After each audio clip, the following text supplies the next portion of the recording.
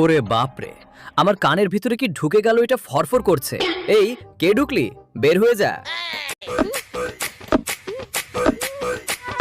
কানের ভিতর থেকে তো আর শোনাটা বের হচ্ছে না।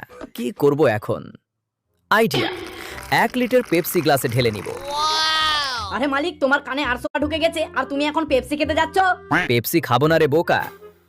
তুমি ফের এখন কোলগেট দিয়ে কি করবে মালিক? তুমি কি এখনো দাঁত ঘষোনি? আমি সকালে 2 ঘন্টা ধরে দাঁত পরিষ্কার করেছি, বুঝলি? আমার কি মনে হচ্ছে জানো, তোমার মাথাটা পুরো খারাপ হয়ে গেছে। তুমি এখন পেপসির সাথে ফেয়ারলাভলি মিশাতে যাচ্ছ। তুমি কি পেপসির সাথে এখন ফেয়ারলাভলি খাবে? ছি ছি ছি।